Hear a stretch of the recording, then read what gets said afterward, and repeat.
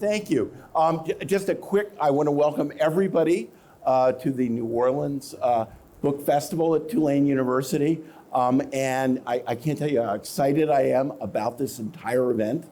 I'm a proud parent, needless to say. And there's just so much about it. We bring in the greatest minds and intellectuals, public intellectuals from across the country and world to think about some of the leading issues of our time, but we do it in a New Orleans way.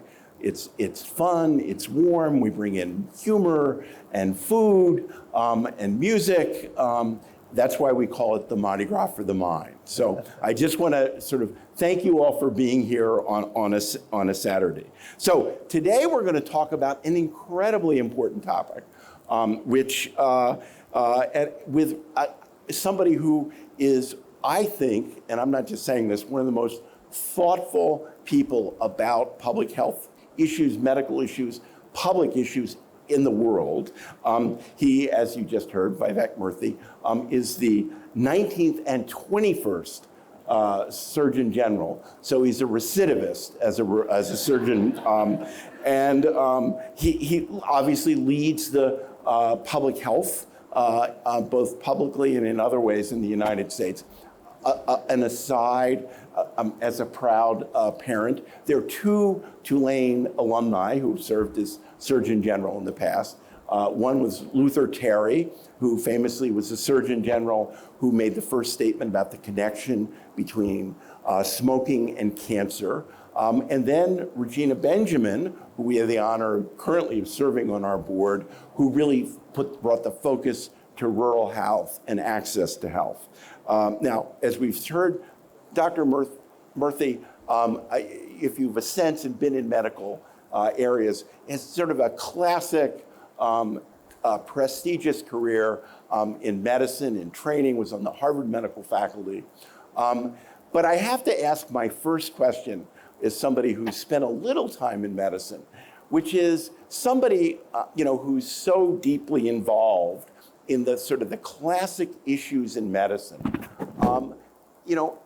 How did they get interested, in the question of loneliness? It's not like there's a class in medical school on loneliness or a pill on loneliness.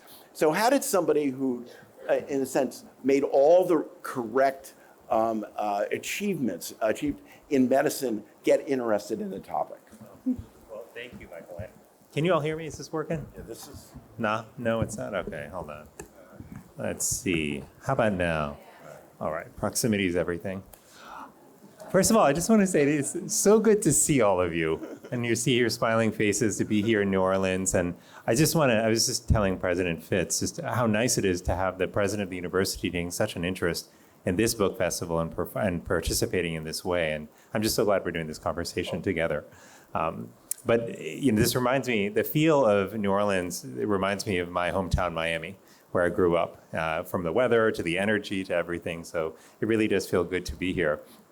You're exactly right, Michael, that there was no class on loneliness in medical school or in residency. But I think throughout my life, I think I've never sort of felt like I sort of fit in or, followed the traditional path in any way. And that wasn't always a good thing, by the way. A lot of times in my life early on in particular, I felt lost and like I didn't know quite what to do. Like, why was I paying attention to certain things that nobody else seemed to? Or why did I want to go off on tracks that nobody else seemed to be on?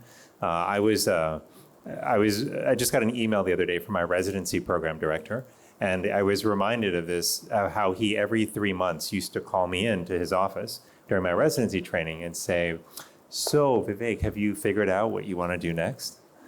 And I was like the last person in residency, who had not figured it out. And I finished residency not knowing what I wanted to do afterward because everything I saw in front of me didn't quite feel like it fit. So this thread of loneliness actually was one of those areas and ways in which I found myself taking a different path. Yeah, I didn't learn about it in medical school, but interestingly, from the moment I set foot in the hospital, I started hearing stories about loneliness from my patients. They might come in for a heart attack or for a cellulitis, a leg infection, or for complications from diabetes. But when you sat down and talked to them, it would become clear that they were often struggling with being alone. Sometimes I would have a really difficult diagnosis to give a patient. And I would ask them, is there somebody that you want to call to be a part of this conversation? I know it may not be easy. And so many times the response was, I wish there was somebody, but there's not. So I'll just have the conversation alone. So seeing that again and again led me to realize that there was something happening in the lives of our patients that we weren't talking about. And finally, when I became Surgeon General the first time during the Obama administration, I ended up going on a listening tour, just traveling the country and asking people a simple question, which is, how can I be helpful? And I tried to just shut up and listen, which is not always easy for doctors, but I tried my best. And many of the stories that I heard on the road, interestingly, were stories of loneliness. Now, people wouldn't use that word. They wouldn't say, hi, my name's Vivek, my name's Michael, I'm lonely. They wouldn't say that. But they would say things like this, like the college student in Texas who said to me, I'm at this university surrounded by thousands of students, but I feel like nobody really knows me for who I am. I feel like I can't really be myself. I feel like I'm kind of on my own here. I remember the parents who told me they felt they had to carry all of life burdens by themselves. And I remember the CEOs of companies, the members of Congress, who would in hushed tones tell me after an event or in the corner of their office that they too were struggling with loneliness and they just didn't know what to do about it and they felt ashamed. So I thought about all of those in the context of my own experience as a child who was very shy and introverted, who had a hard time making friends when I was young, and who felt really quite lonely and isolated but felt ashamed about it. And as much as I knew that my mother and my father and my sister deeply loved me, unconditionally, I never had the courage to tell them in all those years that I was struggling with loneliness. I never admitted to my mother that those stomach aches that I often said I had, for which I couldn't go to school, were actually not really stomach aches. They were me not wanting to go to school and yet again walk into the cafeteria at noon and feel like there was nobody to sit next to. So all of those came together to really help me understand that loneliness is in fact a really important issue for us to address. And we'll talk during this conversation about why it's so important from a health perspective, but these are the signals that put it on my radar. Just somewhat of a variant on that, and I encourage everybody to go read the book because it's a mixture of science, social science, stories, interviews, and autobiography, all mixed together in an incredibly compelling way. But what I found so fascinating was your story about your parents from India coming both to the United States and then moving from ultimately to Miami, but originally before, and this cross-cultural challenge that it caused for them and you in dealing with issues of loneliness. Could you just elaborate a little on that? I just found it fascinating. Yeah, my parents left India in 1972, and after many, many stops, ultimately made their way to Miami, Florida, which is where I grew up. The interesting thing is, my father, he said to me once years later, and my father, keep in mind, grew up in a poor farming village in South India. But he said to me, I never really knew what the feeling of loneliness was, what that word even meant, until I left the village and came here. And he was incredibly grateful for all the gifts that our family has been given in the United States, of which there are many. But he was also aware that there was this deep loneliness that he and my mother felt, and that they saw in many of the patients that they were caring for, because they had set up a medical practice when I was young. The thing is, in my dad's village, to keep in mind, when I say they were poor, what I mean is they didn't have enough food around the dinner table each night. They had to pour water into their bowl, the bowls of the kids, where they would fill it with dal or grain, just to dilute it more and more and more so there was enough for each child to eat. My dad didn't have enough money for footwear, so my dad was always barefoot like his siblings. The first time he wore something on his feet was when he was 14 or 15 years old, and he got blisters because he wasn't used to it. They had to share pencils between the kids because they could only afford a few pencils each year. Like, they were very, very poor. But despite that, people actually knew each other, like in the village. When someone was hungry, Others would just invite them in and say, we don't have much, but we'll share what we have. When my father's mom died when he was just 10 years old from tuberculosis, the village stepped in and people became surrogate parents and helped him out. So life wasn't easy, life was tough. But what became clear to my father after leaving, and what became clear to me through his wisdom, was that our connections with each other, our sense of community, is an extraordinarily powerful buffer to stress. It can help us endure great hardship and overcome major adversity. But when we don't have community or a sense of connection to other people, then sometimes even what seems like regular, everyday, day-to-day adversity can make us feel completely overwhelmed. And this may feel familiar to some of you. It certainly feels familiar to me. I've had periods in my adult life where I've struggled with loneliness. And in those periods, sometimes even just doing the basics in life feel really, really hard. They feel like some small snafu comes up. I'm like, oh my God, I'm just completely overwhelmed. How am I going to deal with this? Just out of curiosity, how many people here, by showing hands, know somebody in your life who's struggling with loneliness? So almost everyone, yeah, myself included. This is a profound challenge. And I'll lastly just say why this is important from a public health perspective. Right. Because it turns out, and this is a surprise to me, by the way, I didn't know this until the public put this on my radar during my first stint as Surgeon General. But I started, one, realizing, hey, this is a lot more common than I thought. But second, I dug into the science and I realized it's more consequential than I thought. So when you struggle with a sense of social disconnection, that increases your risk of anxiety, depression, and suicide. And not by small numbers either. The risk of depression, for example, doubles. But it also increases the risk of physical illness, right? So we're talking about a 32% increase in the rate of heart disease. We're talking about a 50% increase in the risk of dementia among older people, an increase in premature death risk, and the overall mortality impact of being socially disconnected is actually comparable to the mortality impact of smoking and obesity. Now, I say that as somebody who had the privilege of serving in an office which has worked a lot on tobacco. And the Surgeon General's office has worked on obesity as well, and nobody would contest that those are important public health issues. But the data is telling us very clearly that loneliness and isolation are public health issues that are just as important. And that's why I decided to focus on these issues, because they require our attention, our investment, and our action if we want to create more connected lives and a more connected society. That's as compelling a statement as I can imagine about why this became a priority for you as Surgeon General. Again, I'll stay up at 10,000 feet and then we'll get down to more specifics. But, we've all read or are aware of Robert Putnam's famous article book about bowling alone and the changes in American society over time, where in a prior life, we connected more with people. Now we bowl alone, and so we don't connect with people in the same way. And you touched on that in your discussion about India and different parts of the United States. But can you talk about systemically against, as a public health issue, what are the ways in which his observations about the 1950s have literally become an epidemic now in terms of loneliness? Yeah. So one of the things we have seen is, like, for the last half century or more, about 6 decades, there has been a decline in our participation as Americans in the institutions that used to bring us together.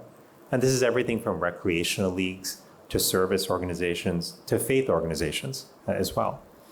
The faith thing, let me put an asterisk by, because there's some interesting data on faith that we can talk about. But there are other things that have happened more recently in the last couple of decades. One is we started to move around a whole lot more.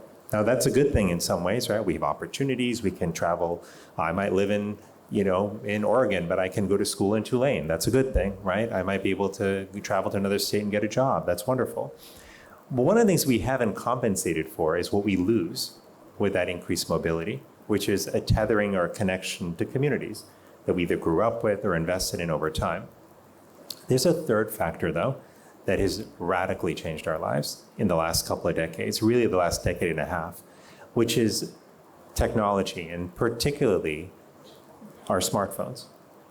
And even within that, social media, right? And so if we think about it, technology has made it such that we need each other seemingly less than we otherwise did, right? So if I needed to get something from the store, or if I needed to get some groceries, I would usually have to go to a store, a physical store. I would interact with people, I would see others around, and that would be that. If I needed, but now I can just order groceries online. I can get whatever I want from online retailers like Amazon.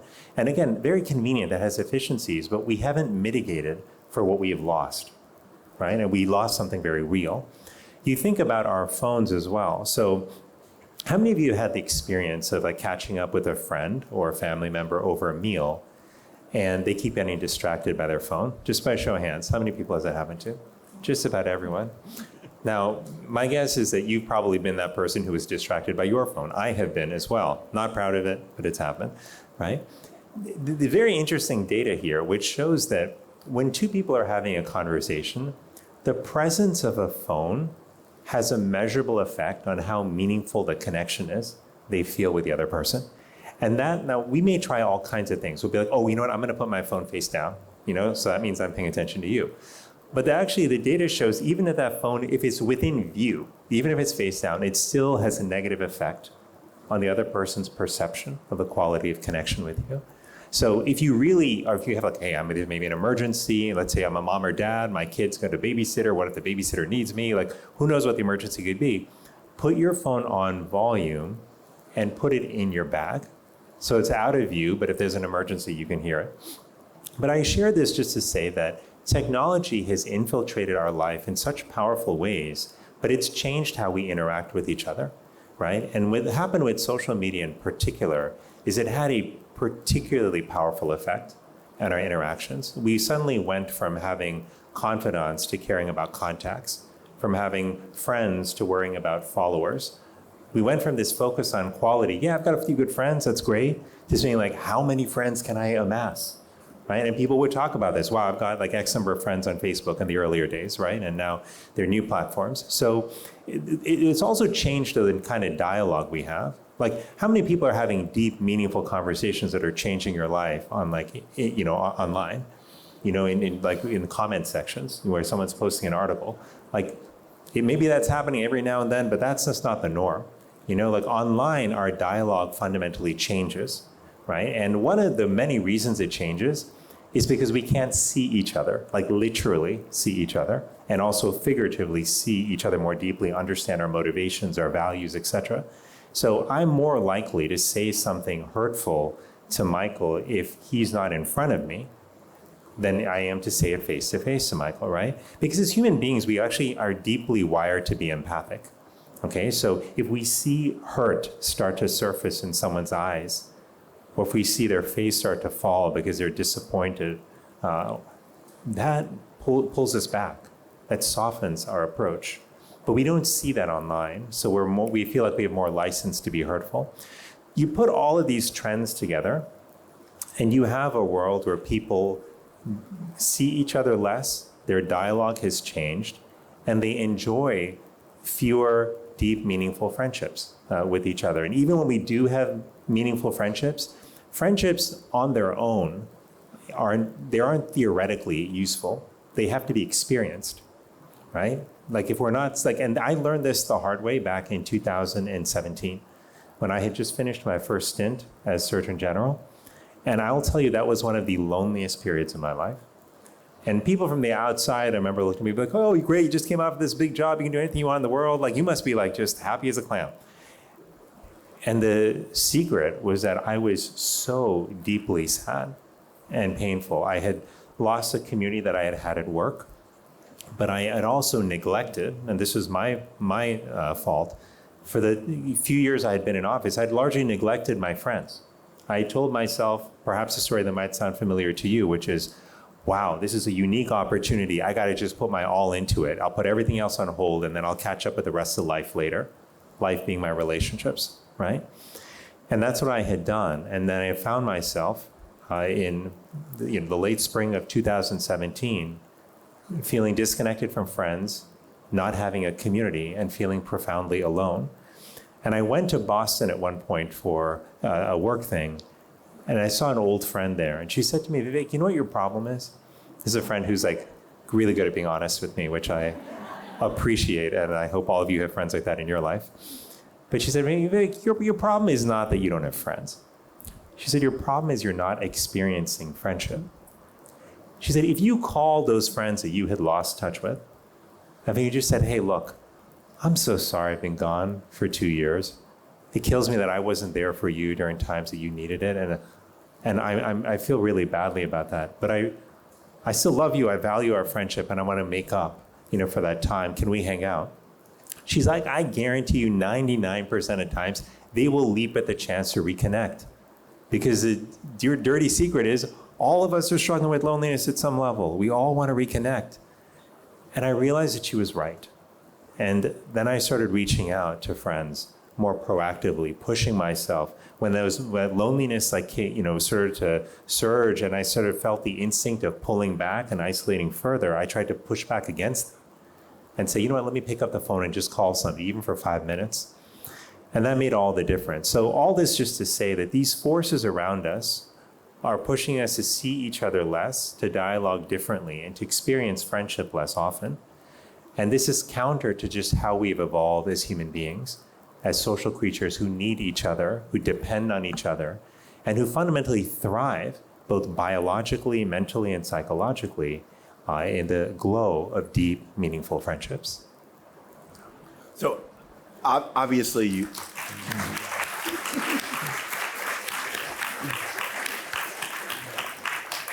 you've identified a huge public health issue of our time, and really thought in a deep way about ways to address it. And of course, we can think about this in personal ways, about how we ourselves can handle it, and then how we as a society can handle it. I take it one of your lessons is just reach out. I mean, literally draw a connection with other people. I should note there's a person who works in my office who has on their desk a sign which says, in the end, just be kind. And it's that relationship and connection. But just sort of to think more institutionally, there are various, institutions that we think of as perhaps creating connection. We think of marriage, we think of religion. Jobs, career are a complicated thing, and you talk at length about that in your book. I wonder if you could sort of discuss those as ways that can both create relationships and connection and overcome isolation, but at the same time can also create more isolation. Yeah, so look, I think that workplaces and universities and schools can be powerful engines for strengthening human connection. But if they're not designed in the right way, they can further isolate us. There's no question. And the recipe for isolation and loneliness is to take a group of people, to put them under incredible stress, to tell them that they're not friends but enemies because they're competing against each other, right? And then to not provide opportunities for them to actually interact in person, right? That's a recipe and a setup for loneliness and isolation. It's also, we have to understand, building on certain cultural currents, if you will, that have been building for years. One of those threads, or currents rather, is a cultural norm that tells us that we should be independent, and to be independent means that we don't need anybody else, right? And that real strength is being independent, right? We should be able to do stuff for ourselves, be self-sufficient. Now that sounds great, except it's completely the antithesis of how human beings evolved, right? So thousands of years ago, when we were hunters and gatherers, that person who was like, you know what? I'm a strong, independent person. I'm going to do things on my own. I don't need any of these other people out here. I'm just going to do it myself. That person got eaten by a predator, right? They died because they starved from an insufficient food supply. The people who survived and really made it were the people who said, you know what? I think we need each other here. I think we can lean on each other. They took turns watching around the fire at night for predators. They pooled their food supply so that everyone had something each day and nobody had to starve, right? They helped each other out with childcare. Like, they helped each other. And they recognize that that old African proverb is actually true, right? Which is that if you want to go fast, go alone. But if you want to go far, go together. And they wanted to go far. They wanted to live long. They wanted to do a lot of things in their life. And this is same. The thing is, our circumstances are nothing like they were when we were hunters and gatherers. But you know what is very similar? Is our nervous system. We have biologically not evolved massively over the last couple thousand years. So thousands of years ago, when we were separated from our tribe, that put our body into a stress state because we knew that our survival was at risk. And that meant that if a twig cracked behind me, even if there's just a 1% chance that that was a predator, I wanted to interpret it as a threat, right? Because my life depended on it. But now fast forward to 2025, if I'm struggling with and feeling lonely, and my body goes into that state of hypervigilance, then I start to perceive seemingly benign things as threats. So if I'm lonely, for example, and Michael comes up to me and says, "Hey Vivek, I just noticed that you were just, hanging out on your own. Do you want to just have lunch tomorrow?" Which would be a very kind and generous thing to do, something that he would do, because he's a kind, generous human being. You would think the normal response would be like, "Thanks, that'd be awesome. I'd love to have lunch." But the hyper-vigilant, suspicious response would be, what's Michael's motive here? Is he trying to pity me? Is he trying to ridicule me? Does he think that I'm not good enough to go find friends? No, you know what? I'm going to show him, nah, I'm too busy. I don't have lunch. Now that seems antithetical to you, but I will tell you that we do this every day when it comes to interpreting signals as threats, because we're often in a state of hypervigilance. But when we're in the warm embrace of community and friendships and relationships, our body doesn't behave that way. It lowers our stress levels. And that chronic stress that we experience with loneliness leads to chronic inflammation, which damages tissues and blood vessels over time, which increases our risk for heart disease and many of the other illnesses that we talked about. You really delve deeply in the book about this, and I don't want to call it tension, but sort of the careerist, individual driven life versus the more collective, traditional, communitarian lifestyle. And that they, in a sense, as you can say, can be in support of each other. But there are moments where sort of the individualistic, driven personality is in tension with this developing the relationships and the supportive community. Could you talk a little bit about that? This is really important. I'm glad you're asking, because regardless of what our age is in this room, we're all in the process of crafting our life. It doesn't matter if we say we're in retirement or if we're still in college or somewhere in between. We're still always actively crafting our life. And there is nothing wrong with pursuing individual goals. There's nothing wrong with saying, one day I really want to be this, or one day I really want to contribute that. There's nothing wrong with that at all. The problem comes when we assume that the pursuit of individual goals is all we need for deep fulfillment. That's where we run into problems, right? It turns out the last thing I did when I was Surgeon General in January of this year, the last publication I issued was something I called my parting prescription to America. It's something that I've kept up on my personal website on vivekmurthy.com. You can all see it if you'd like. It's the shortest thing I wrote, but it took me the longest to write. It took me almost 2 years because I was searching for an answer to a question that was on my mind ever since I started my time in public service, which was, why are so many people I encounter across America feeling so unhappy? And there are the reasons we read about in the papers, right? Economic insecurity and challenges, concerns about safety, concerns about any number of issues that you might imagine. Those are all real, by the way. They do detract from our sense of fulfillment and happiness. But I was realizing that even when people had those needs met, that there was still something else that was missing in their lives.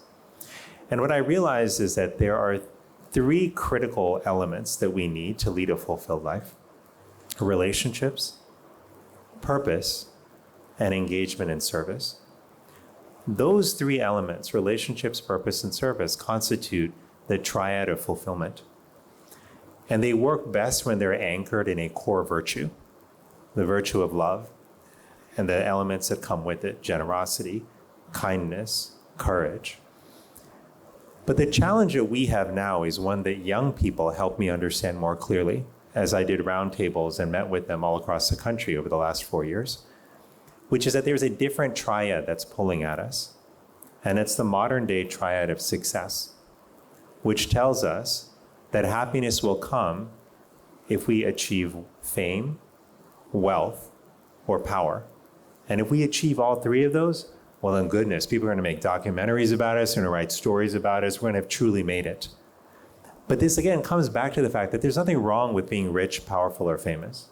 The problem is when we assume that that is the key to lasting happiness. It has to be built on a foundation of fulfillment, which are our relationships, our purpose, and our service. So the reason I mention this is, given that we are all actively crafting and composing our lives, the question is, what's the foundation that we're building our lives on? For those of us who are lucky enough to be involved in the lives of young people, what's the foundation we're helping them build, like in their lives? How are we helping them cultivate relationships, engage in service, develop a sense of purpose that's rooted in contributing to the lives of others? Because right now, the numbers tell us we're not doing a very good job when it comes to that triad of fulfillment. We have more than half of young people in America who say that they're struggling with loneliness, and about a third of adults overall. When it comes to service, less than half of our country, and a lot less than half, is engaged in both formal and informal acts of service. Formal acts of service might be, I volunteer on a regular basis at a service organization in my community. Informal acts, though, are, I help my neighbor when they have a hard time, or a classmate struggling and I lend them a hand. But when it comes to purpose, what struck me and pained me, honestly, as a father, was to see the data that showed that the majority of young people in the country, of young adults specifically, say that they have little or no sense of meaning or purpose in their lives. You don't have to have figured out everything you're doing and gonna do in life at the age of 18, 19, or 20. But if we're all doing our jobs as a society, people at that age will feel like they have sources of meaning. Maybe that is their friendships. Maybe it's the service they engage in. Maybe it's that they're helping raise their little cousins or nieces or nephews or whoever it might be. Like people, we all need a sense of purpose and meaning. So while these are in tension, I think we can cultivate individual achievement. We can push people to get better, to set goals and to achieve them. But we can never lose sight of what ultimately drives our fulfillment. Do we have meaningful relationships? Are we engaged in helping other people on a day-to-day basis? And do we have a sense of purpose in our life? Purpose, by the way, can be, I want to raise kids who are amazing citizens and contribute to society. Purpose could be, I want to help serve people, like in my community, or be a good doctor, or I want to be a tradesperson who goes into people's homes when they have a problem and fixes those problems. Purpose can come in a lot of different ways. And why we often tell people that if you want to build a life that's grounded in these elements, you can start really simple. So number one, can we spend 15 minutes a day just reaching out to someone we care about? Can we calling them on the way to work, FaceTiming them while we're eating our breakfast in the morning, or swinging by to see a friend at the end of the day? Can we do one thing to help somebody during our day? Could be stopping by to say hi to a colleague who you noticed was having a hard time during a meeting. Could be stopping to help somebody who spilled their groceries in the grocery store. And the third is, can we take a few minutes each day for ourselves to just detach from technology and to just reflect and to rest and to just be? Because the other tension that we haven't talked about is the tension between being and doing. We are doing society, an action-oriented society. We think we got to go, do, act, otherwise we're underperforming in life. But the thing that any athlete will tell you, and I'm aware in this room there may be some incredible collegiate athletes, athletes who perform at really high levels, is they'll tell you that being precedes doing. That if you get yourself into the right mindset, the right psychological frame, you can often perform much better than if you just jump into it. We know this for anyone who's had to take a standardized test, you know that too. If you go in harried and stressed and distracted, you may not perform as well as if you're calm, centered, and focused. So when do we spend our time being? Well, it used to be that we had those moments of respite, that white space in our lives when we were waiting for stuff. This is like in the prehistoric time eras, like where I grew up, I guess, where you're waiting for a friend at a restaurant. And what do you do when you're waiting for them? Nothing. You just wait, right? Or you're waiting for the bus to pick you up. What do? You just wait. You're like watching the paint dry, but you're just waiting, Now, whenever you have that sliver of space in your life, we take out our phones and we engage, right? But, there's a reason why sometimes when you're stuck on a problem, taking a walk helps you get unstuck, right? Because sometimes we just need to clear our brain and just allow our brain to just relax and our mind to be for things to work and to become more clear. And so your 5 minutes of solitude, which is what we need each day, it could be taking a walk in nature. It could be sitting on your front step, feeling the breeze against your face. It could be 5 minutes in prayer, 5 minutes in meditation, 5 minutes reading a poem that inspires you. But imagine if you did 5 minutes in each of these things, 5 minutes to connect with somebody, 5 minutes to help somebody, 5 minutes of solitude. You do that each day, even for a couple of weeks, and you will feel different. You will feel more centered, you will feel more connected, and dare I say, you will also feel more hopeful. Because we like to think that hope is dependent on the circumstances around us. If we see good things happening in the world, then we'll be more hopeful. Hope is more complicated and in some ways more basic than that. We draw hope from the people we interact with. When we see good people doing good things, good people standing up and helping other people who are struggling, good people who are just kind and thoughtful and funny and generous, that makes us more hopeful about humanity. So I offer these as just 3 simple things that we can do each day that can help us feel more deeply connected and help us and build that foundation for fulfillment that we all need in our lives. Dr. Murthy, I just want to make sure we have some time for questions. I don't have the questions. They're over there. We got some questions ahead of time. So I remember one of them, which was from a student who interested in a public health career. Just as a matter of personal privilege, we do have the oldest school of public health at Tulane University. But obviously, what we've heard is an extraordinary, I think, description of why public health is so important, and thinking about medical issues broadly are sort of so important to the health of society. And you've identified the complexity of one issue. Loneliness has implications across the board. So the question that a student asked is, I want to go into public health. They probably want to be you, but it's going to take quite an effort. But what would you do if you were somebody going into public health at this moment in time? I think this is a great time to go into public health. The need is extraordinary. We're recognizing more and more how many factors impact health that we didn't even think about. We talked about one of them today, which is loneliness. But we're also realizing that public health can play a powerful role in convening other sectors, like business, like education, to recognize the role they can play in improving health. A lot of the work that I've done as Surgeon General has been working with these other sectors to realize that, hey, if we craft our workplace differently, we can really improve mental health and well-being. If we do certain things differently, like in university and high school setting, we can have a dramatic impact on the health and well-being of our kids. So I think this is a very exciting time to go into public health. I just would not be bound by the traditional contours and boundaries of public health. because the lane of public health is getting wider as it should be. And we have to look at public health not as an isolated sector, but one that has a power to bring together other sectors to advance something we all care about, which is the health and well-being of our students, our workforce, and our communities at large. A question which is sort of a specific issue that comes up in universities, but in life.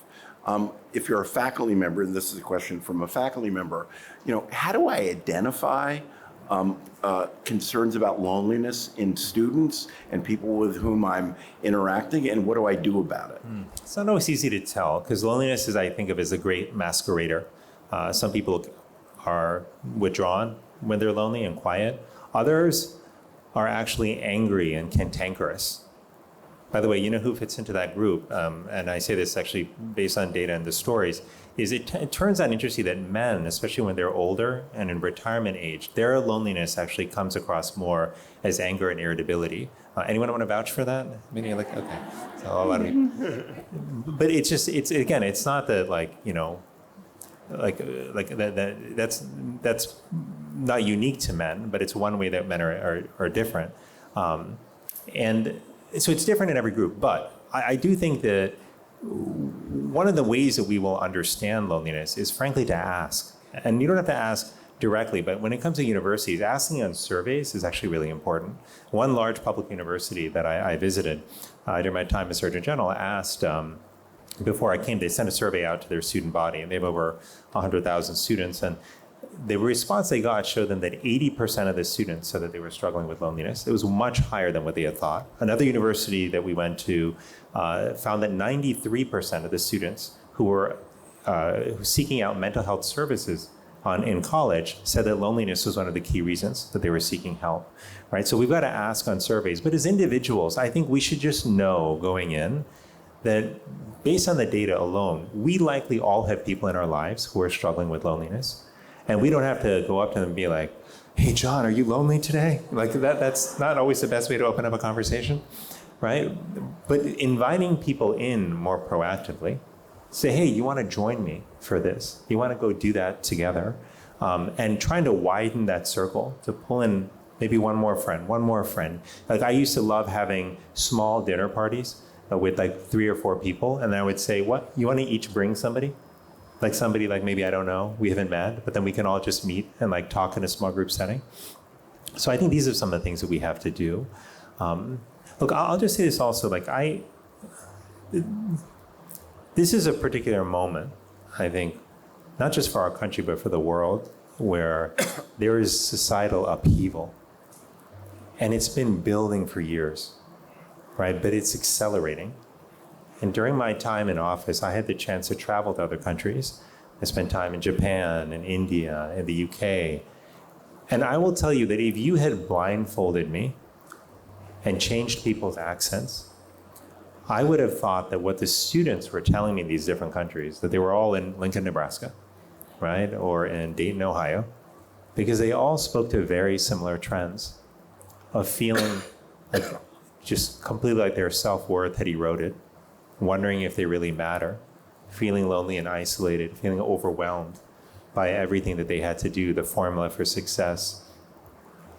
And this is a moment in particular where if we don't move quickly to rebuild and focus on the core foundations of what leads to fulfillment in our life, I worry that we are going to lose a generation of young people who are being swept away by a current that's telling them that their worth is fundamentally dependent on how much money they earn, how much followers they have.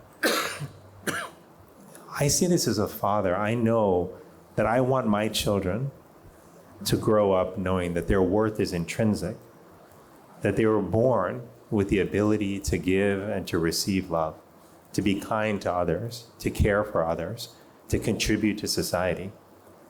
And we all have that. We all came into the world with that. And even though at times we may feel disempowered and disillusioned, we still have that buried deep inside of us. This is why I do this work. It's because I want my kids and all of our kids to grow up knowing what really matters and to know that they matter. Some years ago, I began this tradition of carrying these socks in my pockets. These are my children's socks from when they were infants. They're now 7 and 8, they don't fit. But I still carry them because when my kids were young, they did what all kids do, right? Which is they laugh with abandon. They appreciate small things of wonder in the world. They give and express themselves freely. They're kind and they're generous. And then over time, things happen to all of us.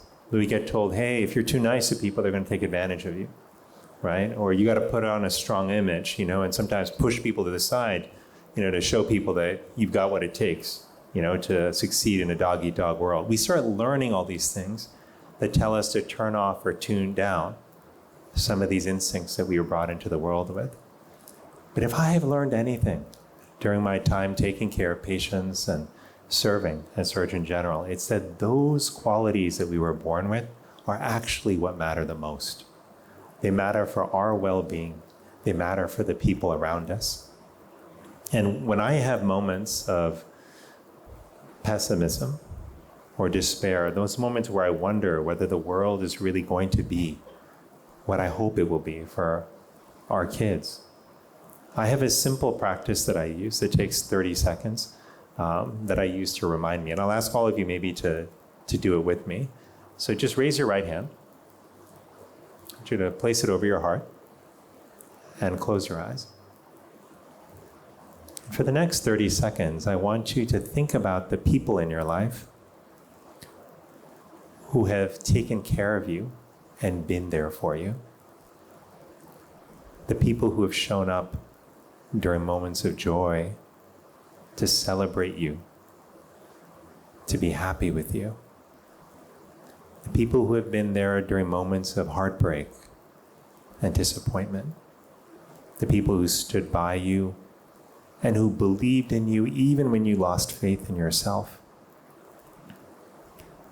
Think about their support, their love flowing through you, filling you with strength and filling you with peace.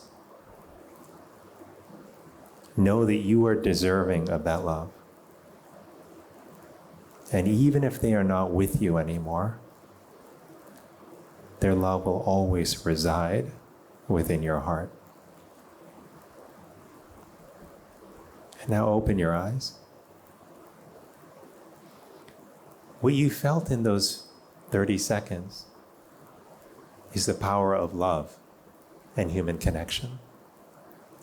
Our ability to give and to receive love and kindness and generosity, this is our greatest strength and our greatest gift.